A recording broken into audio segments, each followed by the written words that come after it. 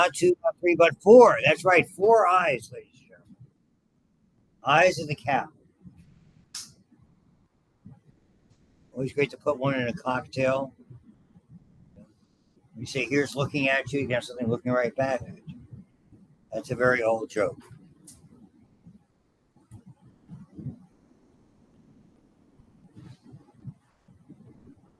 It's like I got up I was in Africa. I got up in the morning and shot an elephant in my pajamas. How I got into my pajamas, I'll never know. 1932. Animal practice. Just saying. All right.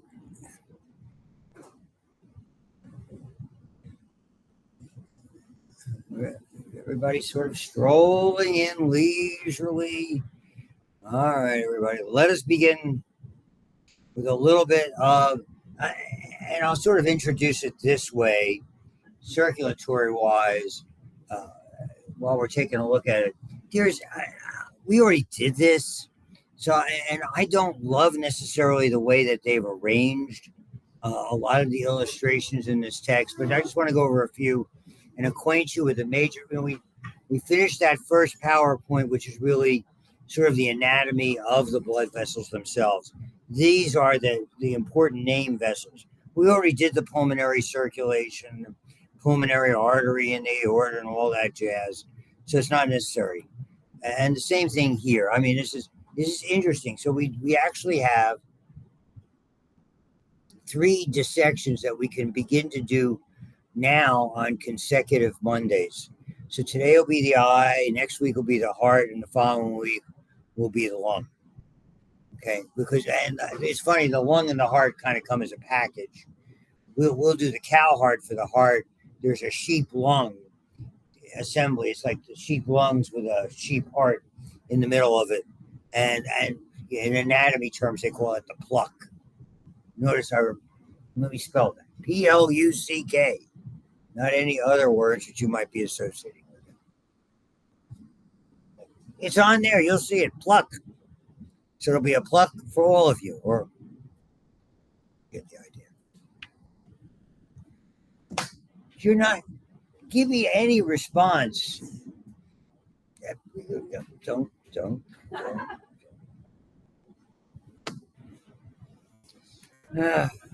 Next Monday, I'm not going to shower before I come in. We'll fix it. What the hell's that going to do? Yeah, it'll offend you. It offends me. I don't know if we'll smell it from here, you know? Yeah. We're doing a nose meter so you can see if you can smell it or not. Okay.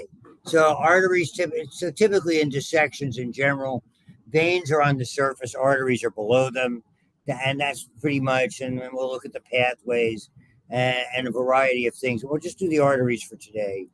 And I don't love these diagrams. They use these sort of pipe diagrams, which are to me, they're very unclear. So you used to say, too busy, too much information in one area. So I don't mind necessarily using these in a global sense. If you're looking at, you would have to use major vessels.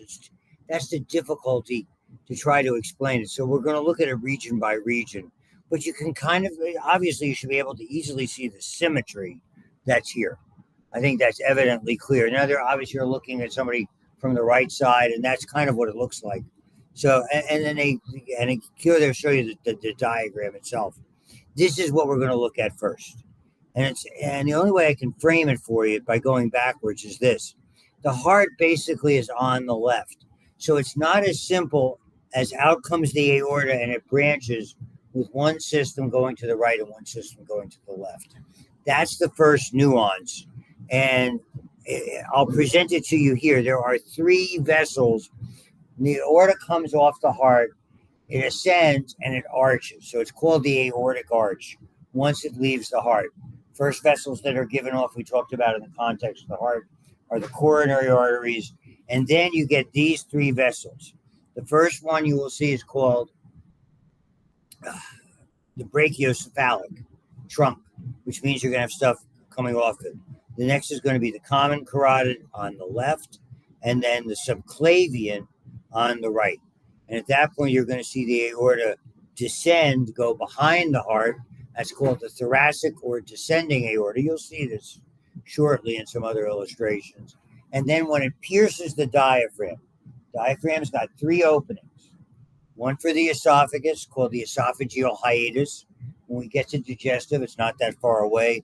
Well, that comes after respiratory. That's called when you hear about a hiatal hernia, that's what they're talking about there, with the stomach sort of outpouching up, sort of going up into the esophagus. That's what makes a hiatal hernia. And then the other two openings, one for the vena cava, coming back from the abdomen, the torso, lower extremities, and one going down, and that's where the transition from the descending or thoracic aorta into the very, very famous abdominal aorta. That's the one I was telling you about that is particularly prone to the potential for aneurysms. So that's sort of the jumping off nugget. We're going to look at this. That's here, which means, unfortunately, I have to draw. So it's easier to draw it this way. So there we're looking at the right side. So here's the aortic arch coming up, and then you see it. Now, effectively, the arch over there on the left side of the sternum, as is the exit point to the aorta. And what happens as it comes up, what it does initially is it gives off the first thing you're going to see here. It's called brachiocephalic trunk. Then it's going to bifurcate. And I'm trying to draw it on it. It's not great. I agree. So we'll do the standard box diagram for the heart.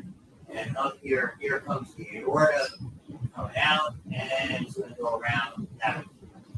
So it's going to eventually go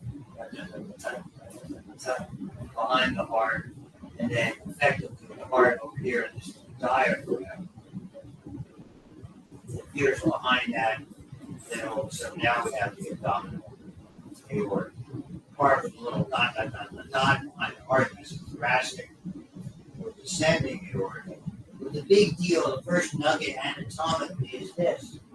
And we see basically the first thing is we have to, since on the left, we've got to somehow get to the right. So this is three major trunks that it gives off. This is carrying it behind the sternum from effectively the left side of the chest cavity to slightly the right side. This is brachiocephalic trunk. And brachiocephalic just means arm and head. Because the trunk, we know it's going to, when we see the word trunk, you know it's going to split. And here it is splitting into the right. This is called common carotid. And this is called the right subclavian. Full artery. I'm saving myself. Immediately, the very first vessel that the subclavian gives off right there. That's the very famous vertebral arteries. Very good model to look at is here. So you remember bone-wise, where did I put a little marker in the transverse foramen? That's three different vertebrae. Most of you got it. I've looked at so far. The transverse foramen. And in that transverse foramen is a protected circulation. So the series of transverse foramina are what travels in that, coming off as the auxiliary circulation behind, not on the scale. This would be the right vertebral artery. Down the road, very shortly, you're going to see what Dave. So that's the first vessel given off the subclavian. Subclavian continue and take us into the upper extremity. We'll get to that shortly. So that's the right side. The left side, we don't have to have a brachius. We're already on the left, so we don't have to, yes, behind the sternum. Now we have the left common carotid, and we have the left subclavian. So the three vessels that are given off are the brachiocephalic trunk. We didn't say right or left, the implication is right. Left common carotid, left subclavian. And of course, again, coming off the subclavian, you're going to have the left vertebrae. Well, since it's a common carotid, okay, it has two branches. It's going to bifurcate roughly at the angle of the jaw. Very important area. There's something in there called the carotid sinus, which is a pressure sensor. There's something called the carotid bodies, which are a chemosensor. They have a lot to do with respiration and heart rate. So, and we have ones in the aorta as well. So there's sensors that homeostatically regulate your blood pressure and your pulse rate. So those are really important areas. So even people sometimes with excessive heart rates will do something here called carotid sinus massage. They're basically trying to sort of, they feel their heart racing, they can massage this, kind of cause the sensors to relax, and therefore lower their heart rate. So here comes internal carotid, so it branches the common into the internal and external carotid. Then we go back to basically bones. How do we describe the skull? We have two sets of bones, cranial and facial. The cranial portion of the skull has to do with the brain. So the internal carotid basically supplies the brain from the interior. The external carotid is all about facial structures. It's external. So the external carotid then effectively gives off branches from the facial artery, the lingual artery.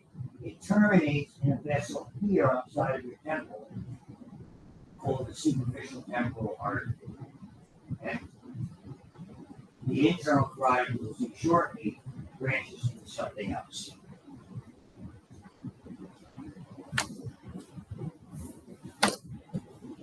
Gee, you guys were actually listening to me then.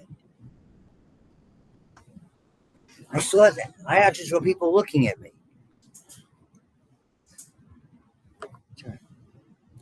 I give everybody a hard time. And here it is, ladies and gentlemen.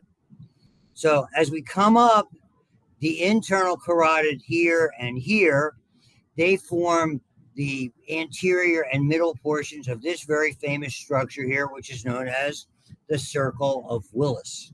Proper name, capital W-I-L-L-I-S. This, the analogy is, in traffic terms, a roundabout, or what we call back in New Jersey, a traffic circle. Right? And we have traffic circles. Okay? But around here, they call them roundabouts, which is a very good song by a group called Yes in the 70s. Right? John Anderson, a very famous guitarist for that. Great songs. Okay. Just go back and listen. Would it kill you?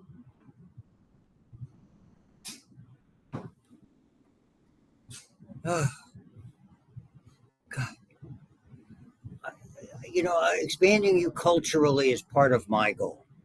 So it forms the anterior 2/3. And now here are the vertebral arteries coming up alongside of the pyramids and the medulla. They come together at basically the medulla oblongata ends, and they are on the anterior aspect, centrally on the pons. It is referred to as the vertebral basilar system. And as it works its way up toward that circle, now it forms the posterior portion of the Circle of Willis. But it's just like any other circle. If there's a blockage or damage here, you can get circulation from somewhere else. So it's kind of like an interesting anastomosis. That's the good news. The bad news about that, as we take a close-up look at it, is that and here they're showing you the anterior and the posterior, the different names, the arteries, which I don't hold you to. And here's the basilar coming in, forming the posterior portion.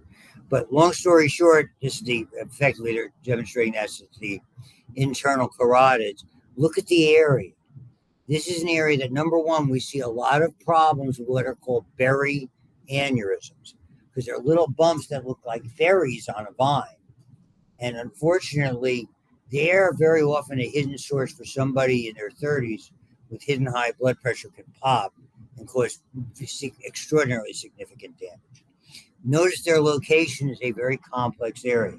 So sitting on top of, and you find out that in practicals, the reason I label certain things is they're important.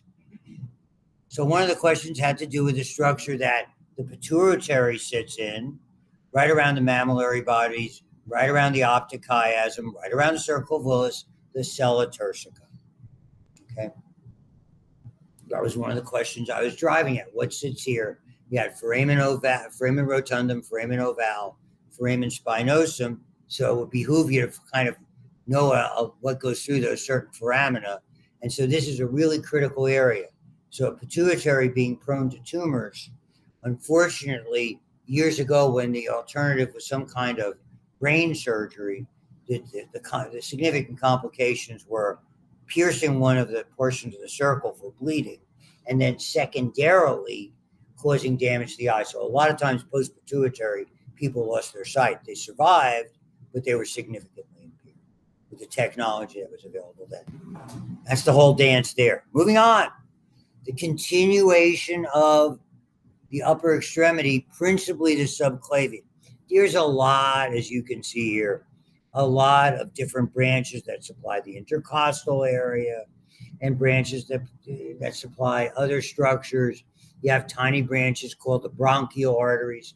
Remember, the lung doesn't get its blood supply from the pulmonary artery or pulmonary vein so much as it does bronchial arteries that are part of this systemic circulation. So we come up over here and you get a little better view of what this looks like. So you have, here's the subclavian, so named because it passes underneath the clavicle or collarbone. And then as soon as it passes to the edge of the collarbone and begins to overlie the scapula, it makes the transition into the axillary artery. It's in the axilla. And as soon as it crosses, it's relatively short, and as soon as it crosses over from the scapula and is adjacent to the humerus, now it is the brachial artery. And the brachial artery, as you can see anatomically, is more medial than lateral. It's probably at the border. There's three muscles that basically on the edge of the biceps, you have the brachialis underneath it. And so where you can feel the mound of the biceps brachii, the edge over there is roughly where you can palpate the brachial pulse. And why is that important? Because that's where we monitor blood pressure. And it's one of my many pet peeves when it comes to people taking your blood pressure. There's a little sensor. It's marked on the blood pressure. You can't miss it. Okay. They put it on the back. They put it on the elbow. It's like driving me plucking crazy. Plucking. Sheep. I'll show you the sheep pluck. You are listening. Here. I know you've got love for everybody. I listen. Oh, yeah. Here. Oh, God, what the fuck?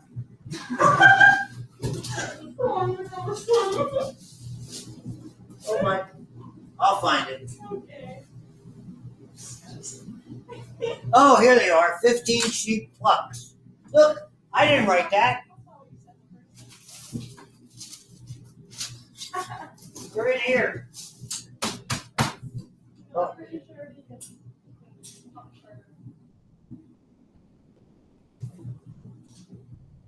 Yeah. It's like flicking a chicken. Pluck. Plucking out the feathers. Did you ever flick a chicken? No, I thought it was constant. My grandmother used to do that back when in the 50s. Chickens didn't come the way we get them today. They came and you had to get the little pin feathers out. You pluck before you roasted it, you had to pluck it. Pluck.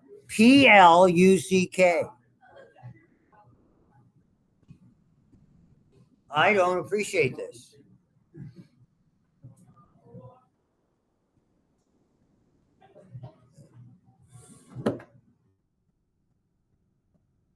I'm trying to think of something clever like with down. You know, down, like goose down, that. Moving on. So the brachial artery was here. And so you have to be cognizant that's where you can it's not an easy pulse to palpate, but it is palpable. I mean, I can feel it here now, so I'm still alive, despite what you think. And then roughly at the elbow, it bifurcates into the radial and ulnar arteries.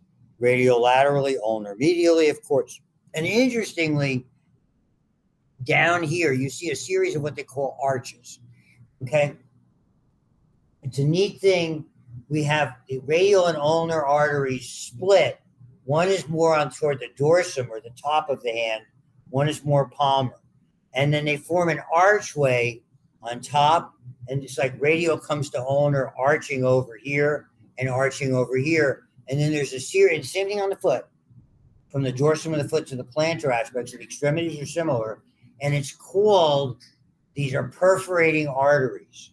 And so what's interesting, if somebody, let's say they're cut here, they get a really traumatic episode here, we would, in surgery, we would just sew the arteries together, or if they couldn't sew them together, we just tie them off. You think there'd be no circulation on top, but that's not the case. What happens is the circulation from the other side, whichever side is not cut, in this case, from the demonstration, it's the palmar side, then those perforators will come up and they'll fill the fingers with water because the digital arteries come off of that. And the same thing is true for the foot. So if you get a cut on the top of the foot, more common than a cut on the bottom of the foot, we don't worry so much about re-sewing the arteries if they're cut. We just tie them off so they don't bleed excessively and rely on the perforating system. So it's a built-in backup system. Very neat. That's what you need to know about those blood vessels. Which brings us to the area that always gives students the most problems. Everything in the body, we sit here and preach about it bilateral. We have a right common carotid, we have a left common carotid. We have a right subclavian and we have a left subclavian. Right? Correct? The trouble is you've got one alimentary canal. So you have an esophagus, you have a stomach, you have a small intestine, and large intestine, and all that is a hollow tube that through growth and development has folded and twisted and changed shape and enlarged in some areas, narrowed in other areas. But still, without any alteration, it's a hollow tube. The best analogy, if you sew, Clarice, is you have, Dr. Lecter, you sew, Clarice. Famous line. And it's like a spool of thread. The alimentary canal is like the hole in a spool of thread. Okay? It goes right through you. You're the thread and the spool where you would put it on the machine or however you would have it. That's the alimentary canal. So you have one. So we have vessels that go to the diaphragm. We have vessels that go to the adrenal glands, vessels that go to the kidneys, vessels that go to the gonadal structures. We have all of those vessels, but when it comes to the GI tract, we have the top one is called the celiac trunk. So it comes out below what are called the inferior, as you can see, the diaphragmic or phrenic vessels that are there. The PHR, again, is about the diaphragm. Oops. Backing up again. And so they're bilateral and symmetrical. And between those and the suprarenals, to give you a context, which are the adrenal glands above the renal, above the kidney, you have the celiac trunk.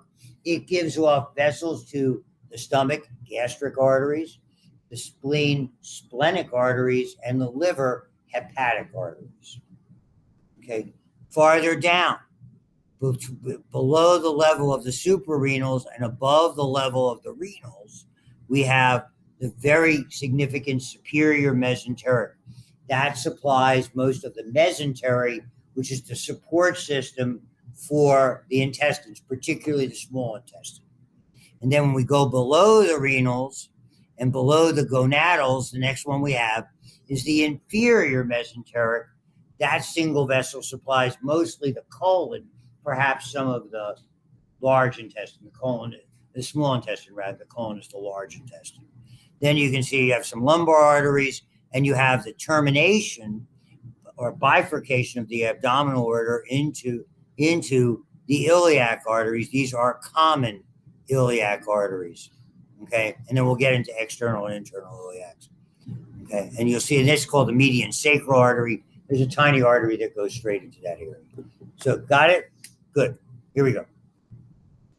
So they've cut away the liver, hepatic artery here, splenic artery all the way across to the left side of the abdominal pelvic cavity, and the spleen that's there And then you have a variety of gastric arteries, but effectively they're branching off of this celiac trunk.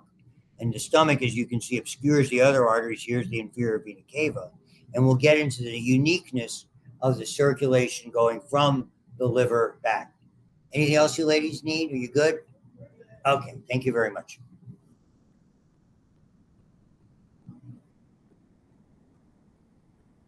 See, I have other students. I'm not surprised you other than you. Yeah, I'm shocked. Just they want me to teach more next term. I don't know. Thanks. Dr. Buxton and I, and he's got a hellacious schedule, as does Dr. Hillwood next term. They want us to do, we developed an online class for radiation biology for the nuclear med people. I thought they were doing away with the program, apparently. We got a letter from the dean of that school. They want us to do that. He said, no, Lou, you can do it. I think the people who are already in the program are. Yeah, they had to finish them up. I agree. And I have a bunch in my AP2 class that I'm doing now. We're mostly sophomores, second year students. Okay. The only good thing about that is, look, don't tell anybody. It's the money. No way. Really? We just sold. My wife at Disney was selling for $5 these like Peter Pan, like plastic daggers, rubber daggers. We were getting $33 for those on Amazon. We sold them all in a week last weekend. There you go. I wish she bought 100. They all went. We have one more to ship out. Oh. And they're so chintzy. I'm sure people are going to yell and scream. And we were their lowest price by $3. Go figure. You could practically. What? You could practically teach economics. No, I couldn't. I do not. My dad had the business head. My dad, maybe I told you this already. My dad grew up in the Depression. His mom and dad, his dad was flat broke. They live in a place where they could pay the rent. When they couldn't, they had to move to a cheaper place, et cetera, et cetera. They were starving. And my dad had such a good business head that by the time he was 65 years old, he was a self-made millionaire. Sid, you're the best.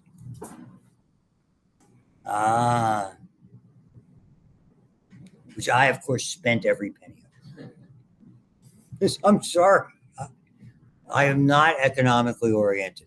So here you can see the inferior pharynx, the celiac trunk, the superior mesenteric, which is the larger, but the superior mesenteric is directly in between the suprarenals, if you can see it over there.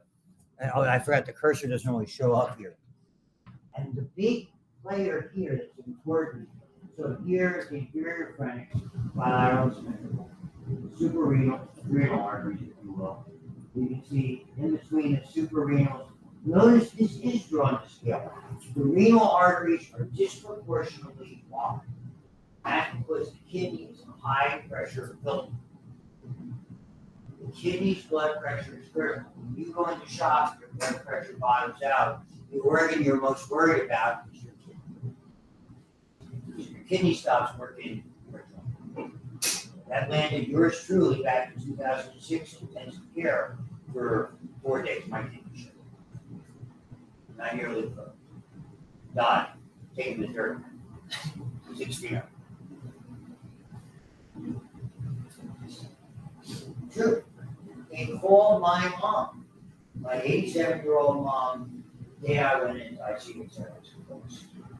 I was, in 2006, I was 55. And they're now looking for sound health. So they're wide and they rely on high blood pressure. So that's very active. So then below them, you have the gonadal arteries, depending, obviously longer than the male than the female. And then you have the inferior mesenteric. And then you have some arteries for the lumbar area, the median sacral, which is a small branch. But this is now the common iliacs. So the common iliacs, because they're common, divide just like the carotid into external and internal. Here you can see the mesenteric structure. The mesenteries are this elaborate bit of lymphatics and fatty tissue and blood vessels and nerves that supply all the intestinal. And now we get into the sort of the pipe diagram part. Not drawing accurately, but we're almost done with the arteries. Common iliac, okay, it gives way into the external iliac, that's what's going to go into the extremity, and the internal iliac, which is really going this way into the center here. That's internal iliac supplies, yes, it supplies the gluteus, but it supplies deep within the pelvic cavity. So the internal iliac, for instance, the branch that's associated with menstruation is the uterine artery that has a branch of the internal iliac. That's not a branch of the ovarian artery, which is the gonadal artery. So it's a little bit, so that's really important. So the pudendal and all of that, those are all going to the deep pelvic viscera, which are typically genital in orientation. At here, the inguinal ligament between the anterior superior iliac spine and symphysis pubis, as the external iliac crosses under it, magically it becomes the femoral artery. Okay. So the femoral artery. Off the internal iliac, you have the obturator artery, that goes through the obturator frame. So we have then a deep artery of the thigh. It's like you have the same thing in the arm. You have a circumflex or a deep artery that goes around the back. And the femoral artery is very interesting because where the brachial artery and the radial and ulnar are basically anterior and you have the arches, but it stays basically in the flexor area. The femoral artery comes down and there's a hiatus, an opening in a very thick adductor magnus, massive muscle. And in that adductor hiatus, the femoral artery dives no longer as anterior, it becomes posterior.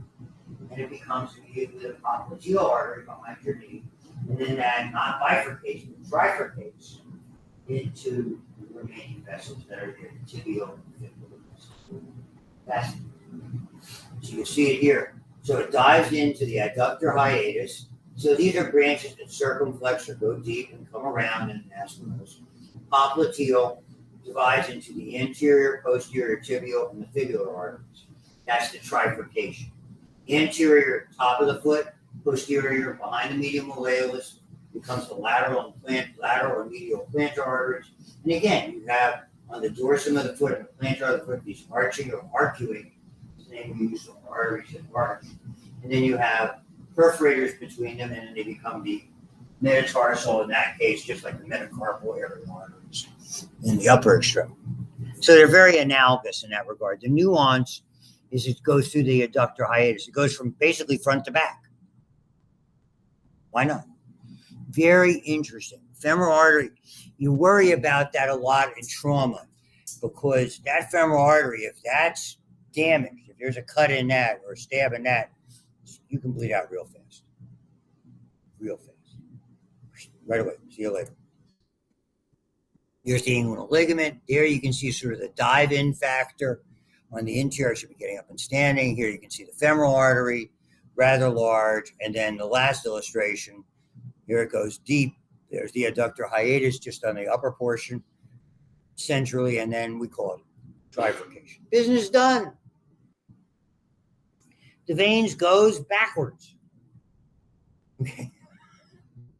Except, this is a big one. You knew you were in for it, didn't you? See, veins, we have two sets of veins. We have veins, femoral artery, femoral veins. Tibial artery, tibial veins. Those are deep veins.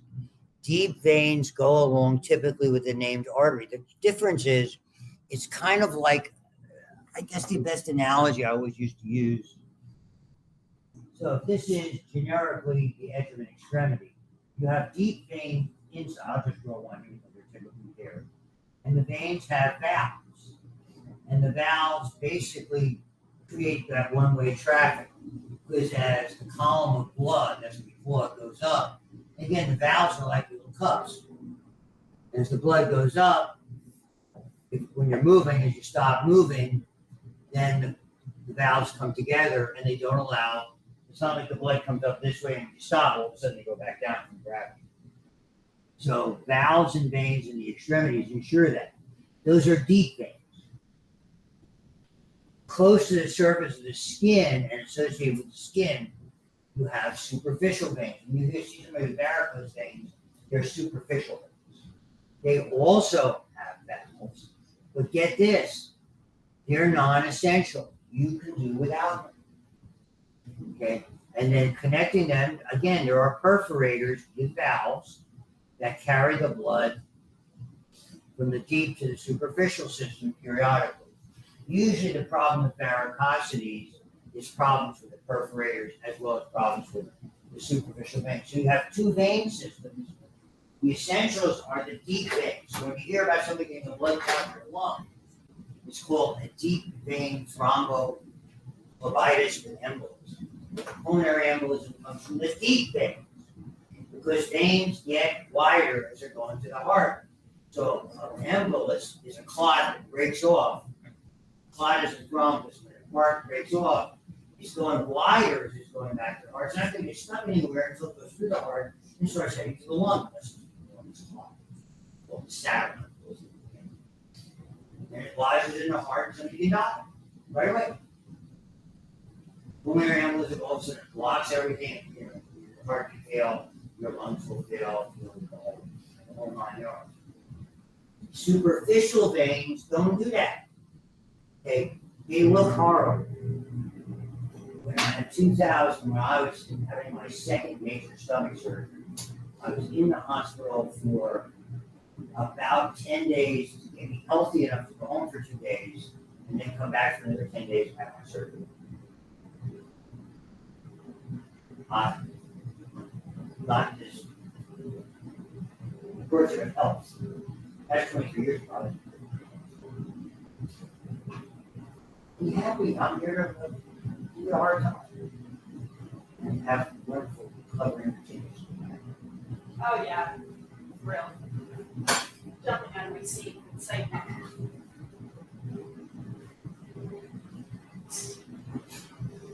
You gotta think of like better ones. That's not very like it's cool, but you do want your place to do it's like shock that. Oh yeah. Real mature, Lewis. Please use my first name for a change. I don't know who started that. Dr. Lewis. Well, 12 years ago. All of a sudden, I'm my last name.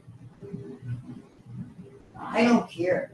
It's your story. I don't care what you call me. Just don't go away from there. well, looks like it's No. looks like it's Lewis. In class, we have to use. Dr. Stein. Correct. What have I done? What have you done to treat me? I'm just reciprocating your action. I'm not. towards me. I am very respectful. Dr. Stein, respectfully, I call bullshit. But I call bullshit. do you talk to anybody else like this? Yeah, everybody's really different. I'm about teachers. Oh, yeah. Badger, I could Oh, yeah, I call Badger Paul. He doesn't really like it. No, I'll bet he doesn't. How things change.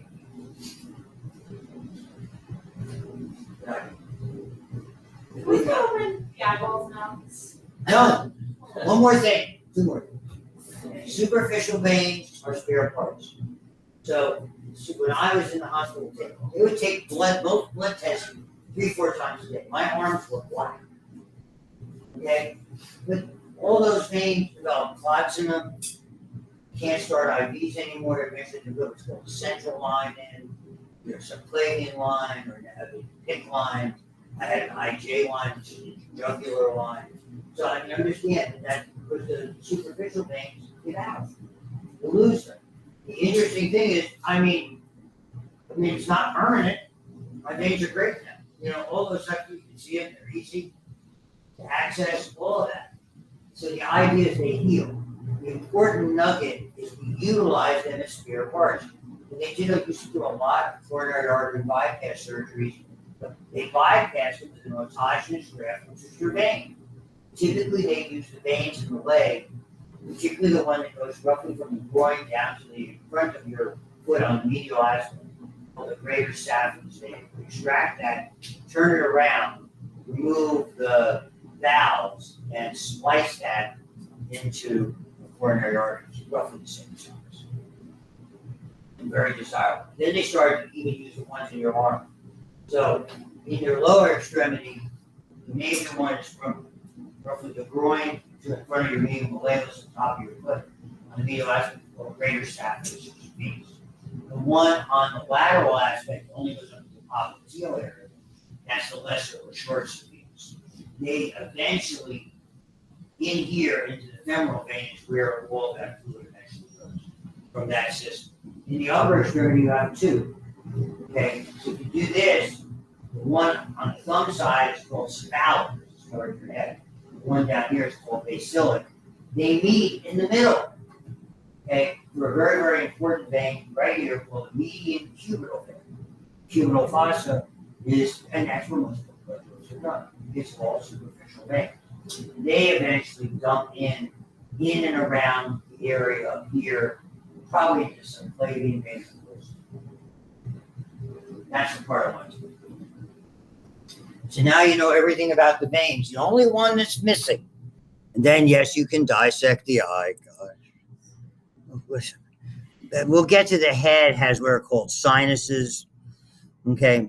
And so this is external. What happens is you have carotid arteries and jugular veins. The jugular veins, it's one of those ones like coronary arteries and cardiac veins. They come together and eventually make up the superior vena cava. You actually have brachiocephalic veins. These are sinuses, flattened veins, that like the coronary sinus, but we see them here. Okay, superior sagittal sinus, the straight sinus, the cavernous sinus, and eventually they all effectively form the jugular vein. Here's the median cubital vein. Here's cephalic. Here's basilic. This is the biggie. This vein is called the hepatic portal vein. The food that we eat and whatever we drink all comes in stomach, small and large intestines. It's filled with stuff that has to be processed. Before we put it into the inferior vena cava back to the heart, it sort of percolates is the best word I could possibly use. It's kind of like a drip coffee pot with all the liquid going down, but continuously, repetitively, that's like a percolator back in the old days. Or if you have a big electric coffee pot, it works that way. Through here, so it's called the hepatic portal vein. What makes a portal, Portal vein, is it goes from a capillary bed to another capillary bed without becoming an artery. So venous blood from one capillary bed to another is connected by a portal vein. There's also a portal apparatus in the pituitary that does the same kind of thing for transferring signals. We get to that in advanced phys. And then once it goes through the liver, it's collected by the hepatic veins, and they feed into the vena cava. So the hepatic portal vein is to the liver. Once the liver is done with it, it forms by hepatic veins and then into the inferior vena cava. There's the apparatus, all the veins. There's the portal. See it going to the liver. That's the greater saphenous or long saphenous. See it over here. That's the one you would typically, that was the most common one to sacrifice. You're done with that. On with the eye. Are you ready? My gosh. Maybe. I guess my shtick stinks today. You know how you say your shtick doesn't stink? Yes, ma'am. Is what? Oh, shoot. You sent another email though. Yeah,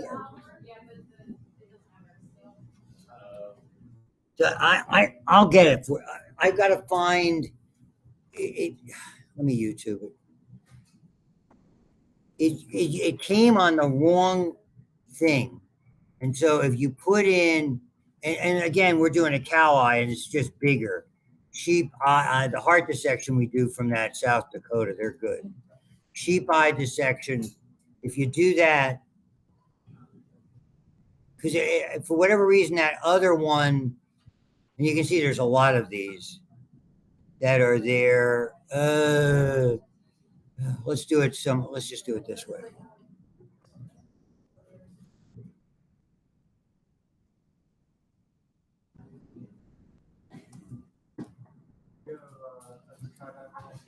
Pardon me?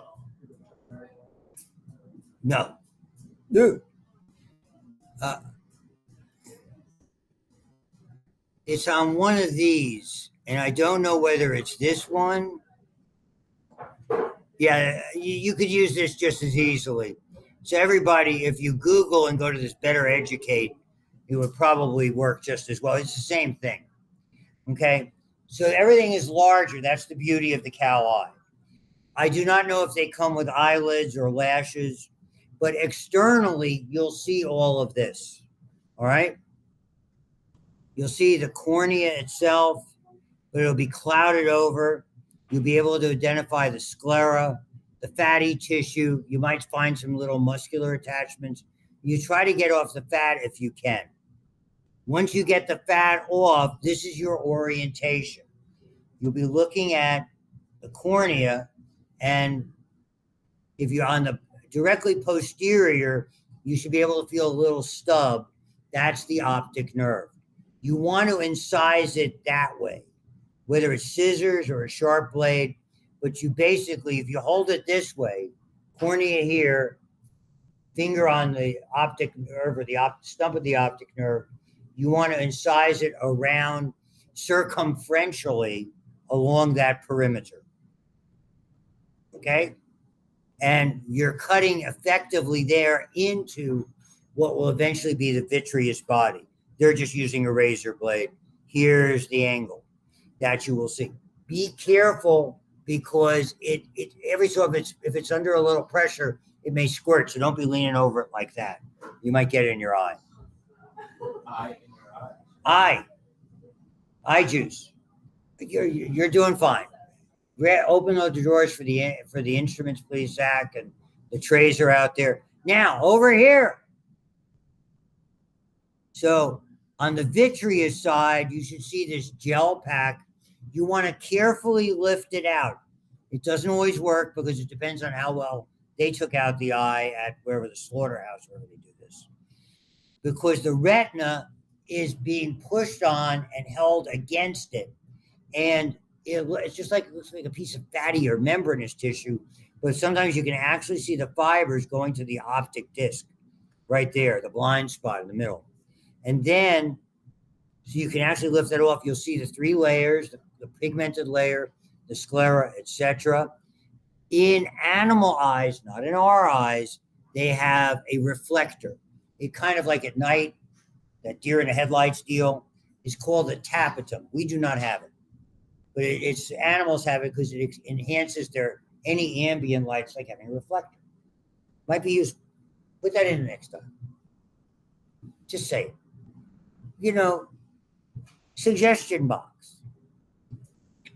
Next time you're redesigning the human body, and I'd like to be able to eat fun stuff without getting fat.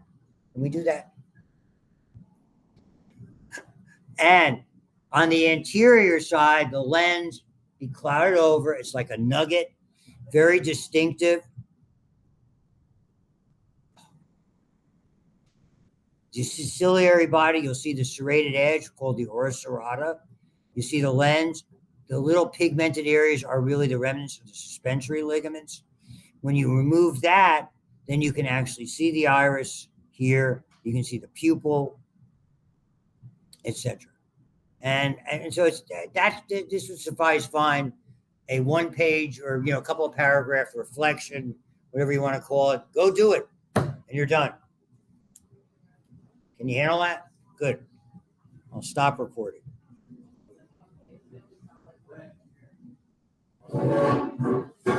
We have 4 eyes, however you want to arrange